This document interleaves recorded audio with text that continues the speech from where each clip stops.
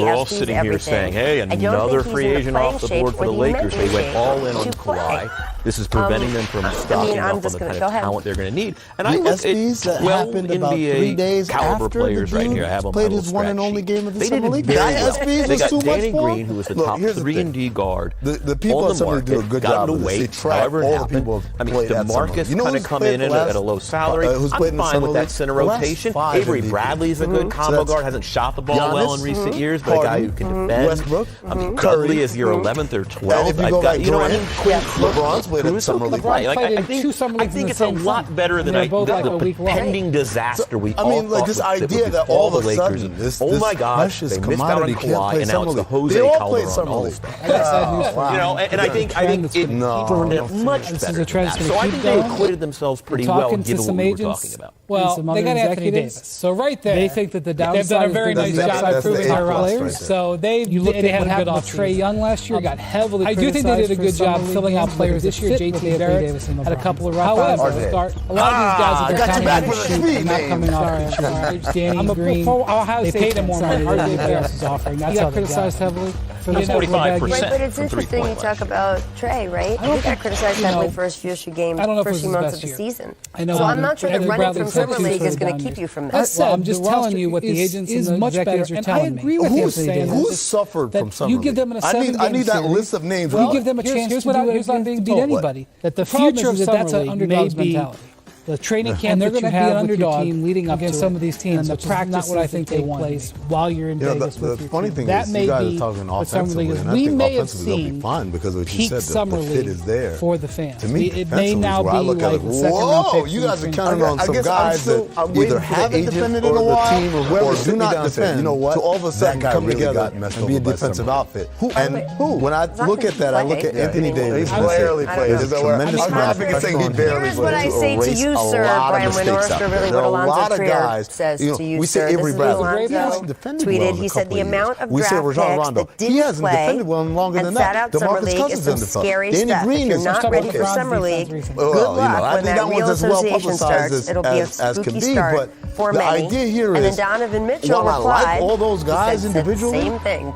Together, defensively, I'm not so sure about that. But offensively, I used to talk about this when I was with the Suns. Are they up against anybody? Here's the problem with the West. There are 7 teams right now. And we're saying, that if you told them you're going to get bounced in the first round, it would represent an unmitigated disaster. I want to see how he feels with the crush of media, with a full stadium of people, with all the expectations, with all the work you got to do. I want to have San Antonio, which hangs around over here, New Orleans, and the women and all the other kind of distractions. I want taking the field over everything. And the men, whatever. The point being is I want them because this, no matter how crazy it is, they don't have to look competitive. You're going to be right. And this idea, again, that Summer League, there's a downside of Summer League. We will likely have to wait till training camp to see AD my career, either because I got hurt in Summer League or because I played so badly in Summer League that it destroyed any of my chances. You know who I think agreed with Coach K? I think the Pelicans agreed with Coach K. Because I think at the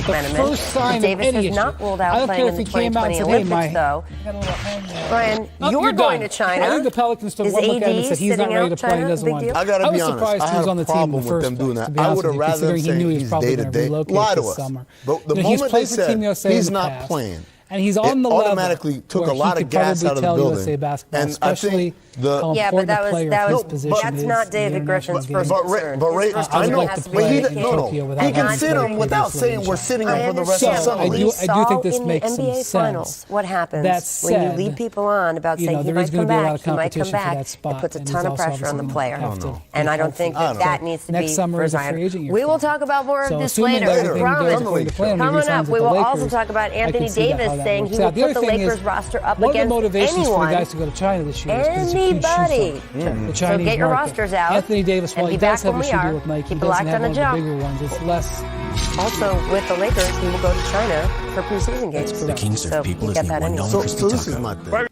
I was more shocked about another clutch client not going, and that's Ben Simmons, right? Because Anthony Davis has a legitimate reason. I am going for Australia, excuse me.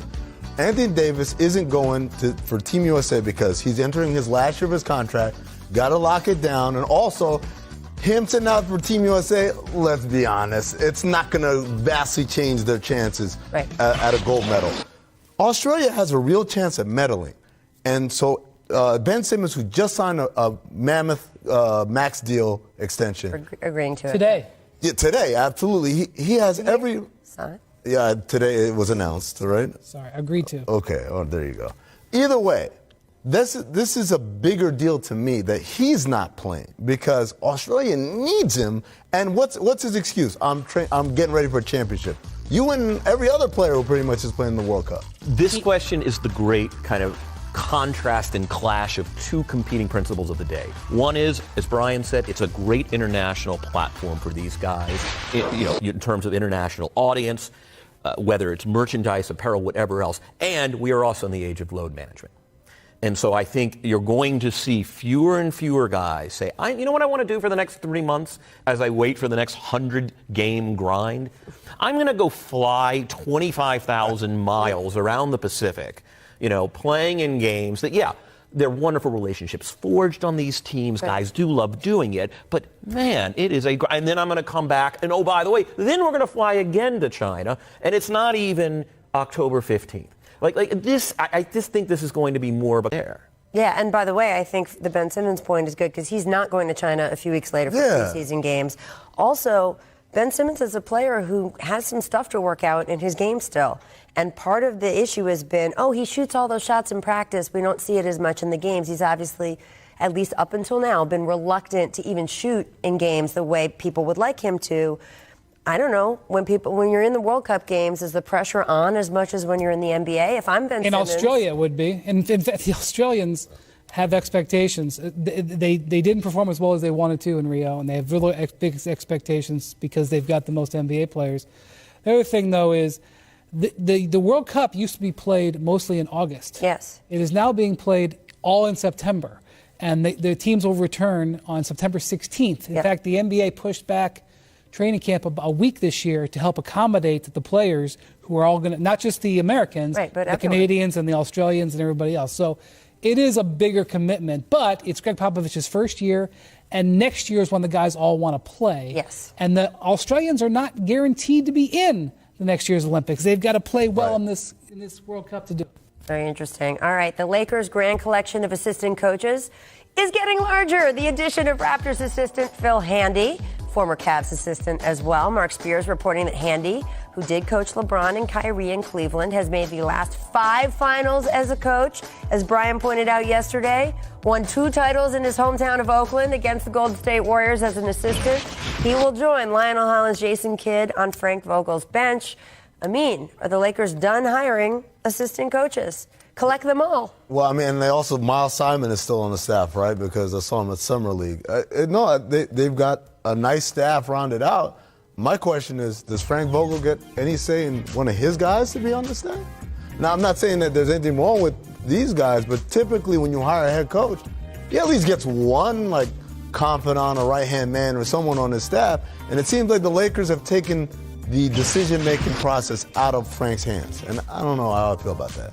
This has been an issue in the past with LeBron gravitating to assistants he feels more comfortable with. Done everything he can to support Frank Vogel, but this is not set up great for Frank Vogel. Yeah, I mean, look, I think this is if the job is servicing the accounts of star veterans and going with LeBron at noon for a 5:30 Christmas Day game, to get shots up, this is a great staff. I mean, would I hire the staff for player development if that was for Atlanta or Memphis? But that's exactly, and that's what I'm saying. But so I do like the staff in that respect. But to me, the question, the elephant in the room is a coaching staff has to be kind of a bond of trust.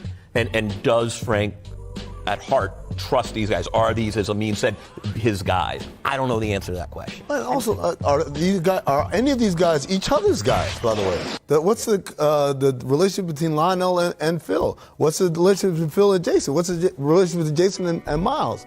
I don't know. I think that just like on a team, right? Just like the players being thrown together, they could come together and be a good coaching team.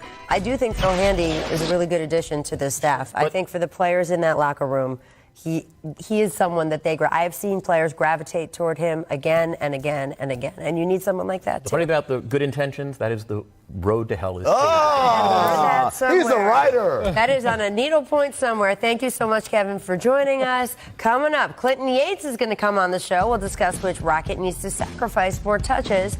James Harden, Russell Westbrook, everyone else combined. Stick with us.